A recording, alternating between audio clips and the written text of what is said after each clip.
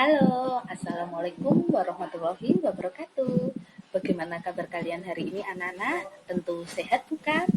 Baiklah anak-anak, kali ini kita akan belajar mengenai kalimat efektif. Di mana ketika kalian disuguhkan tentang soal kalimat efektif, tentu kalian diminta untuk mencari dari soal yang salah, diminta untuk mencari pembenarannya. Langsung saja kita simak. Baiklah anak-anak, di sini Bulan telah menyuguhkan sebuah bahan ajar di sini yang telah Bulan susun sesuai dengan rumus yang telah Bulan berikan. Rumusnya mengenai kalimat efektif yaitu para eyang super bahe nol ditikam. Syarat untuk kalimat efektif yang pertama, kalimat itu dikatakan efektif yang pertama yaitu apabila kalimat tersebut paralelisme. Paralel artinya sejajar, kesejajaran bentuk. Yang kedua, kalimat dikatakan efektif apabila sesuai EYD atau ejaan yang disempurnakan. Yang ketiga, kalimat dikatakan efektif apabila minimal terdiri atas subjek dan predikat. Bulan sudah mengatakan bahwa minimal terdiri atas subjek dan predikat. Syarat yang keempat, kalimat dikatakan efektif apabila kalimat tersebut baku. Syarat yang kelima, kalimat bisa dikatakan efektif apabila hemat. Hemat di sini maksudnya tidak bertele-tele. Nah, syarat yang keenam, kalimat dikatakan efektif apabila logis. Logis yaitu masuk akal. Sedangkan syarat yang ketujuh, kalimat dikatakan efektif apabila tidak ambigu atau bermakna lebih dari satu. Untuk itu langsung saja ikuti penjelasan Bulan. Untuk kalimat efektif yang pertama yaitu paralelisme. Paralelisme maksudnya kesejajaran bentuk. Maksudnya seperti apa, Bu? Coba kalian amati di contoh yang Bulan berikan. Di situ sudah Bulan berikan contoh yang salah, kemudian ada contoh yang benar. Nah, contoh yang salah di sini, dia pandai, rajin, dan seorang juara. Kalimat ini dikatakan tidak efektif atau tidak paralel karena apa? Kata pandai di sini merupakan kata sifat. Adjektiva, rajin juga kata sifat. Sedangkan seorang juara di sini noun, kata benda. Apabila kalimat ini diubah agar efektif, bagaimana anak-anak? Betul, dia pandai, rajin, dan katakanlah di sini kalian menyebutnya dengan santun. Di sini saja ya, santun. Nah, ketika kalian mengatakan santun, di sini berarti ini sudah efektif. Kenapa? Karena kata santun ini merupakan adjektiva atau juga menyatakan kata sifat seperti itu. Dari sini mudah dipahami bukan? Contoh lagi yang kedua, mereka dilarang ini contoh yang benar. Mereka dilarang mengobrol. Mengobrol itu kata kerja alias verb. Menyontek itu juga kata kerja. Dan tidur itu juga kata kerja. Nah, contoh lagi yang kedua, ibu mencuci baju lalu dijemurnya. Di sini tidak paralel karena apa? Coba kalian amati pada tanda merah. Mencuci, pada kata mencuci di sini ada awalan me, sedangkan dijemurnya pada kata kerjanya awalan di. Nah, jadinya kata imbuhannya di depan ini tidak paralel. Jadi yang benar bagaimana? Ibu mencuci baju lalu menjemurnya. Jadi kalau sini me, sini juga me. Seperti itu. Lanjut ya. Baiklah anak-anak, untuk selanjutnya kita akan membahas kalimat dikatakan efektif yang kedua yaitu sesuai EYD atau ejaan yang disempurnakan atau EBI, ejaan bahasa Indonesia. Nah, di sini Bulan telah menyuguhkan dua contoh, bisa kalian amati. Untuk contoh yang pertama pada kalimat penyusunan laporan itu, saya dibantu oleh para dosen. Dalam kalimat ini dikatakan tidak efektif anak-anak. Karena apa? Karena di situ terdapat subjek ganda ya. Di mana di sini terdapat subjek ganda. Subjek gandanya yang apa? Penyusunan laporan dan kata saya. Nah, Untuk itu pembenarannya bagaimana? Bisa kalian amati pada sisi kolom sebelah kanannya. Di situ Bulan sudah memberikan pembenaran, yaitu dalam menyusun laporan itu saya dibantu oleh para dosen. Dari kalimat penyusunan laporan itu ditambah dengan kata dalam. Mohon maaf, ditambah dengan kata dalam. Nah, kenapa kok kalimat ini dikatakan menjadi lebih efektif? Karena kata dalam di sini merupakan konjungsi. Apabila di depan kata itu terdapat konjungsi, maka kalimat tersebut menyatakan keterangan. Untuk itu dari subjek ini posisinya telah berganti menjadi keterangan. Dalam menyusun laporan itu fungsinya menjadi keterangan, saya kedudukannya tetap subjek, dibantu predikat, sedangkan oleh para dosen berupa pelengkap.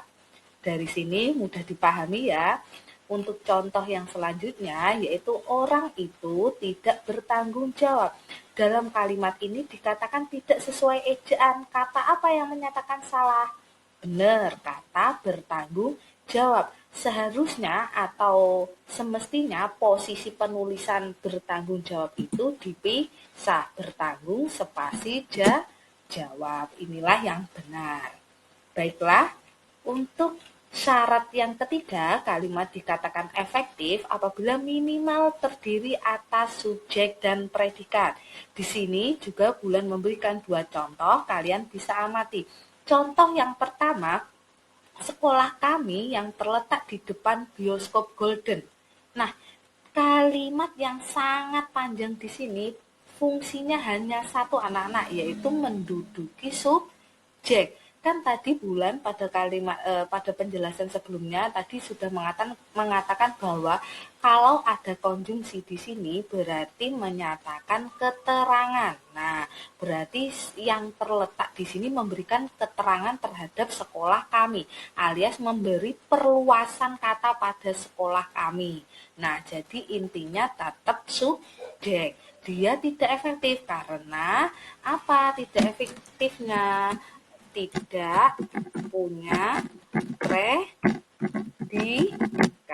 dari sini. Nah, untuk pembenarannya seperti apa? Nah, di sini kalian bisa melihat pada sisi kolom sebelah kanan. Di situ sudah Bulan berikan pembenaran menjadi sekolah kami, subjek, terletak, predikat. Kata yang di sini dihilangkan. Jadi cukup langsung sekolah kami subjek, terletak predikat, di depan menyatakan keterangan bioskop Golden sebagai pelengkap. Baiklah anak-anak, untuk contoh yang kedua, kalimat dikatakan efektif minimal terdiri atas subjek dan predikat. Nah, di sini bisa kalian amati, Bulan sudah memberikan contoh yaitu bagi siswa SMP Muhita ini harus mengikuti ujian, di mana pada kalimat di sini ada kata yang bertanda merah, yaitu kata bagi. Di sini kata bagi menunjukkan konjungsi, sehingga apabila sebuah kata atau kalimat didahului dengan konjungsi, otomatis fungsi atau kedudukannya sebagai keterangan. Untuk itu, pada kalimat ini dikatakan tidak efektif karena dia tidak memiliki subjek. Untuk itu pembenarannya bagaimana anak-anak? Kita lihat pada kolom sampingnya, di mana kata bagi di sini sehingga dihilangkan. Karena apa? Apabila konjungsinya dihilangkan, otomatis kata yang mengikutinya di sini menunjukkan subjek. Jadi pembenarannya bagaimana? Siswa SMP Muhita ini kedudukannya subjek, harus mengikuti predikat, ujian otomatis objek. Dari sini adakah hal sulit? Tidak ada kan? Nah, untuk itu kita lanjut. Baiklah anak-anak, untuk selanjutnya yaitu kita akan membahas mengenai kata baku. Perlu Bulan tegaskan bahwa berbeda kata baku dengan kalimat baku. Kalau kalimat baku itu berhubungan dengan subjek dan predikat, sedangkan kata baku berarti berhubungannya dengan kata yang seperti ini, yang Bulan sudah contohkan sesuai dengan Kamus Besar Bahasa Indonesia. Baiklah, langsung saja Bulan ulas satu persatu. Untuk kata baku yang pertama ada kata analisa. Di sini tidak baku. Bakunya apa? Sesuai KBBI yaitu analisis. Contoh lagi, misal hipotesa. Itu tidak baku. Bakunya apa? Hipotesis. Seperti itu. Lanjut ya. Hakikat. Nah, itu tidak baku. Bakunya apa? Hakikat. Lanjut, contoh selanjutnya aktivitas. Nah, pada kata aktivitas di sini penggunaan huruf F di tengah itu tidak baku anak-anak. Yang benar pada kata aktivitas yang di tengah itu menggunakan huruf V, bukan huruf F. Untuk itu, Bulan punya rumus. Huruf F itu untuk di akhir kata, sedangkan huruf V itu untuk di tengah kata. Contoh, aktif itu menggunakan huruf F. Kreatif itu menggunakan huruf F. Coba bandingkan dengan aktivitas berarti V. Kreativitas berarti V. Berarti V-nya itu di tengah. Dari sini mudah dipahami? Ya, lanjut ya. Kata selanjutnya yaitu penulisan di antara. Itu yang benar atau sesuai Kamus Besar Bahasa Indonesia, penulisannya dipisah. Ingin tahu rumusnya? Baiklah. Penulisan di yang digabung itu adalah di yang bisa diubah menjadi me. Contoh, penulisan dipukul ini saya gabung karena bisa diubah menjadi memukul. Sedangkan di antara itu dipisah karena tidak bisa diubah menjadi meantara. Dari sini untuk penjelasan kata baku sudah bisa dipahami ya. Sudah? Lanjut. Baiklah anak-anak, untuk kalimat efektif selanjutnya yaitu poin 5, di sini kalimat dikatakan efektif apabila kalimat tersebut hemat alias tidak bertele-tele atau kalimat tersebut tidak double maknanya. Nah, pada contoh di sini kalian bisa amati sejak dari pagi dia termenung, bukan bermenung ya, mohon maaf di sini salah. Termenung. Nah, sejak dari pagi dia termenung. Kata apa yang membuat kalimat ini tidak hemat?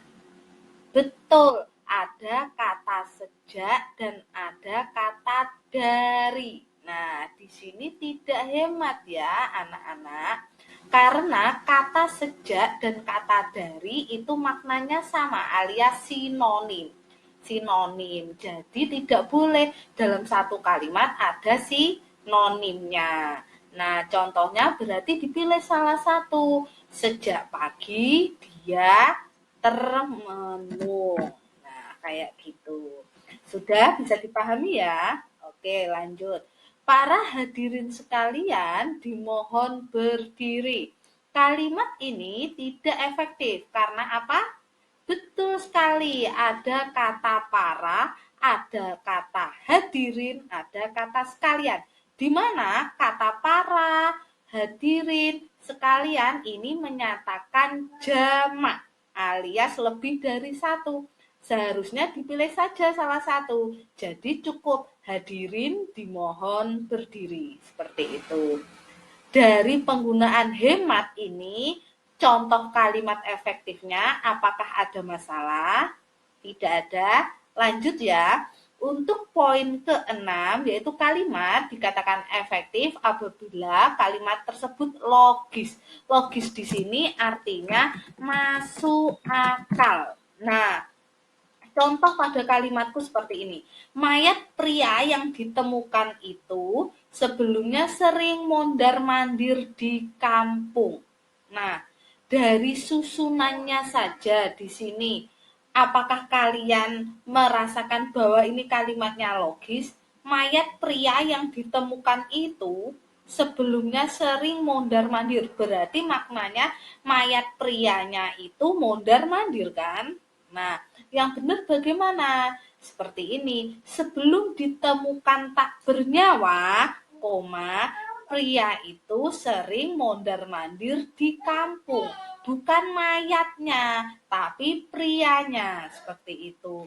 Contoh lagi, misal seperti ini. Bulan mengatakan belok kiri jalan terus. Misal Bulan tambah ya di contohnya. Belok kiri jalan terus. Pada kalimat ini juga tidak logis. Kita diminta untuk belok kiri, tetapi diminta untuk jalan terus. Nah, kan nggak logis. Yang betul bagaimana? Belok kiri langsung. Seperti itu. Dari sini ada hal yang ditanyakan? Tidak. Tentu mudah, bukan? Baiklah anak-anak, untuk kalimat efektif yang terakhir atau kalimat efektif yang ketujuh, yaitu berupa penggunaan kalimat itu harus tidak boleh ambigu. Di mana arti dari ambigu itu sendiri, ambigu itu berarti apa? Dia mempunyai mempunyai seperti ini ya, mempunyai lebih dari satu makna. Nah, jadi tidak boleh ambigu, berarti tidak boleh mempunyai lebih dari satu makna atau arti. Contoh pada kalimat seperti ini, buku sejarah baru terbit minggu ini. Di mana pada kalimat buku sejarah baru terbit minggu ini mempunyai dua makna. Makna yang pertama, buku sejarah itu baru terbit minggu ini, atau buku yang berisi sejarah baru atau bukan sejarah lama, maksudnya baru terbit minggu ini. Untuk menghindari multitafsir atau kalimatnya biar tidak ambigu, otomatis kita butuh tanda baca. Tanda bacanya berupa penggunaan tanda koma. Nah, bisa kalian tengok pada kolom sebelah kanan, di situ sudah Bulan beri penjelasan. Apabila kalian menginginkan maknanya buku sejarah itu baru, buku sejarah itu baru terbit minggu ini, maksudnya buku sejarahnya itu baru terbit minggu ini, berarti penggunaan komanya terletak setelah kata sejarah. Berarti buku sejarah, koma, baru terbit minggu ini. Nah, kalau maknanya yang kamu inginkan buku yang berisi sejarah baru, yang berarti bukan sejarah lama baru terbit minggu ini, berarti peletakan tanda komanya setelah kata baru. Berarti buku sejarah baru, koma, terbit minggu ini. Contoh lagi, misalnya Bulan memberi contoh. Ayam bakar Bu Mami. Di sini ada dua makna. Yang pertama, ayam bakar milik Bu Mami. Sedangkan yang kedua, ayam membakar Bu Mami. Agar maknanya tidak ayam membakar Bu Mami, otomatis kalau ayam bakar milik Bu Mami berarti apa? Ayam bakar, koma, Bu Mami. Di sini maknanya ayam bakar milik Bu Mami. Nah, di sini maknanya ayam bakar milik Bu Mami ya. Kalau komanya tadi dibak setelah kata ayam, otomatis maknanya nanti ayamnya membakar Bu Mami. Seperti itu. Dari sini adakah hal yang ditanyakan? Tidak?